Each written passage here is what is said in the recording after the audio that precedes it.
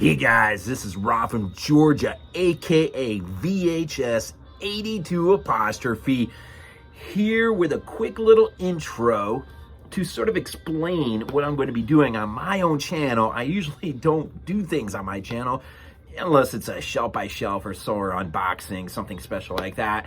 A lot of my work is with body bags, reviewing week to week to week, but you know, I have just been waiting for the perfect thing to fall into my lap that I could just latch on to and just call it my own and just start at a beginning point, work my way through ultimately to the very end of things. And that is going to be, of course, what you see up here, and that is Space 1999. Why? Why Space 1999 of all things? Well, I got a couple reasons. Number one, I was born in 1970, so when I was like five or six, maybe I caught reruns too. I caught this, man. I remember this having its impact on me when I was a little kid. So much so that as I remember for Christmas, my parents got me Eagle 1, the spaceship. The last time I ever heard anyone outside of this small little circle I'm about to introduce to you actually was Rob Zombie was talking with Joe Rogan. And he just happened to, talking about his childhood and stuff, and just mentioned the fact that he was a big Space 1999 freak, had the toys and everything. And I'm like, gee, and I love Rob Zombie, man. Say what you will. I love Rob Zombie. And I thought, that is so freaking cool. And so, I guess it just started, getting things rolling. And then for this past Christmas, I got Shout Factory, their huge release of Space 1999, both years in a supplemental disc. With a few extras and stuff, and such a beautiful set for a TV show that really did leave its indelible mark on me as a kid. And then as a result of listening multiple times to a particular podcast, The Bloody Pit, Rod Barnett had one John Kenneth Muir, who just happened to have written this book, Exploring Space 1999, so it's kind of a reference guide. He had him on discussing Space 1999. And so, these things start adding up, and I start thinking to myself, there is an opportunity to be had there. And I don't know, I just, so far I've revisited, or should I say I've watched all of year one. I have not begun to dig into year two yet. But I've seen enough. The guest appearances, visually speaking, being reacquainted,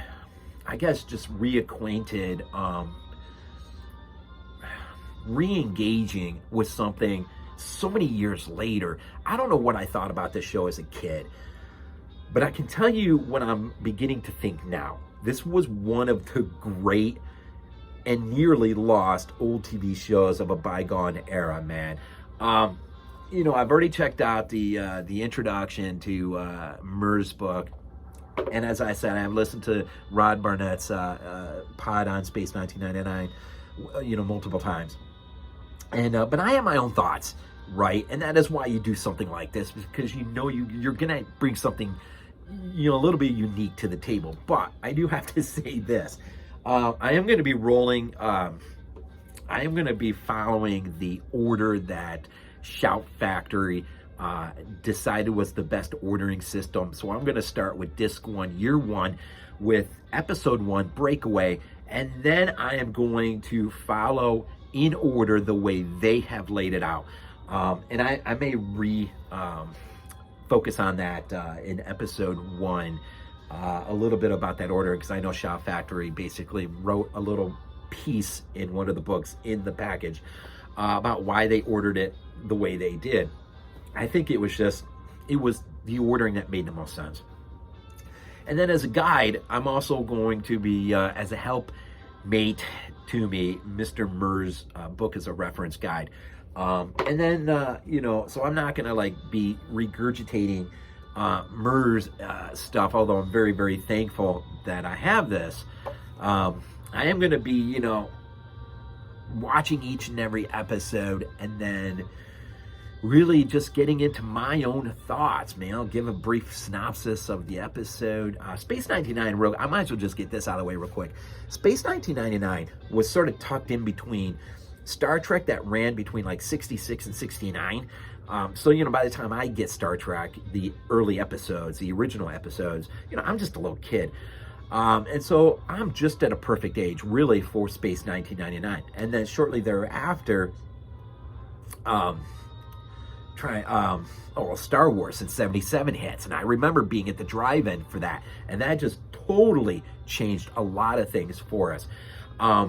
So, and it's basically, the basic synopsis is, if you don't know or not familiar with Space 1999, basically in Breakaway, and I'm going to get into this in episode 1 much deeper, but basically what you have here is you have a moon base operation, and what goes on there is basically the burying of toxic nuclear waste from Earth, basically transported from Earth onto these varying sites on the moon. And so they just sort of administer this, thing, right? There's a cataclysmic accident that basically will shoot the moon out of Earth's orbit and basically off through the galaxy. And so each and every show basically revolves around something new that those who are marooned on Moonbase Alpha are having to deal with. And this is really cut out of a different mold than, say, Star Trek or Star Wars or anything like that. Well, Star Wars hadn't come yet, but Star Trek, this really is a few things. It's an outgrowth of that old TV show, British show UFO, which I'm not really familiar with, only because I've read his book. So I give Muir all the credit for that. But also, as Muir says, probably has more to do or more to owe to the Outer Limits, Twilight Zone, in terms of how its stories are structured. And I reading that, it made sense to me because I've gotten through year 1 already. And so thinking about some of those episodes and some of the guest appearances in those episodes, I thought, and there's some little Lovecraftian stuff going on too. So there's another reason why I want to do this, because I absolutely love H.P. Lovecraft.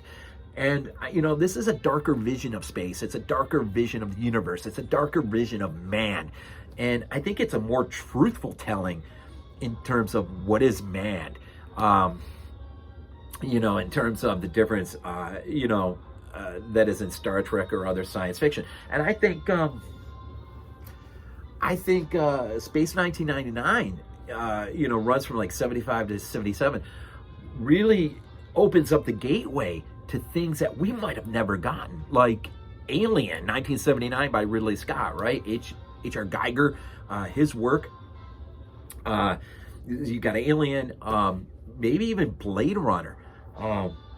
Maybe you don't even get that. I mean, because these are darker visions of what somewhere out there is going to look like.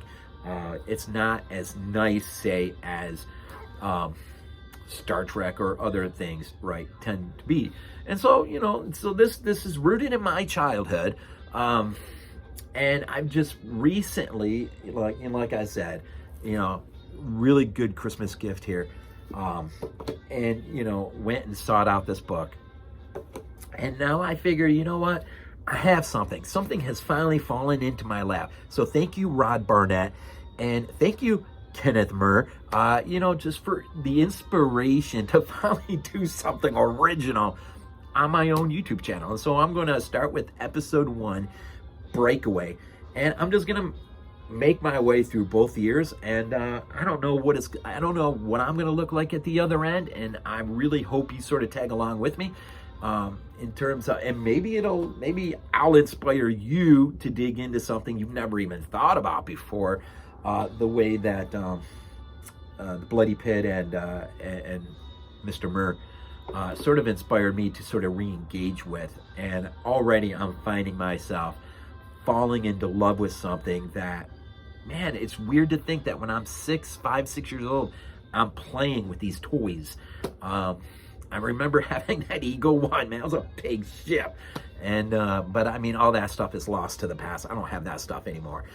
And so really, I just wanted to just throw out a quick intro, just talk a little bit, about why I'm doing this and sort of the expectation. And I've tried a few things on my YouTube channel, and I just, you know, the earliest moments of when those things sort of seemed like a great idea, I sort of got lost on. And I don't know, they just didn't follow their way through. About the only thing that has ever remained consistent is my work in body bags, week to week. I think I'm about 190 reviews in. So if you want to, get my take on a few things, body bags is perfect. But if you want my take on this really wonderful old science fiction piece from the early mid-70s, come along with me for the ride, man. I don't think I'm gonna have any specific, although I probably should, in terms of when these videos will drop. I'm gonna think about that. Right now, I just wanted to get this out of the way and really just start focusing in on episode 1 and what my thoughts. I already have one unique thought, I believe, about that episode. I'm saving it for that episode, of course. An interesting thought. But anyways, I'm just gonna end this thing here. Again, serves nothing more as an intro, as an invite. Check out this series. I really hope you do. Didn't mean this intro to be quite this long, but I really just wanted to throw a few things out and maybe, I don't know, con you into subbing if you've never subbed and taking a look at this series as it unfolds before me and you. And so from VHS 82 apostrophe, aka Rod from Georgia, I really appreciate it if you just check these out. I promise in the next day or two, hopefully in the next day or two, I'm gonna go ahead and just get episode 1 out of the way. No later than Monday. This coming Monday, as when this drops, which will probably be tonight, which is Friday. Maybe even Sunday. We just have to see. I got a few things that I really need to deal with here, but I thought I would further myself if I just got this out of the way. So anyways, as always, we end these things off with Go Bills.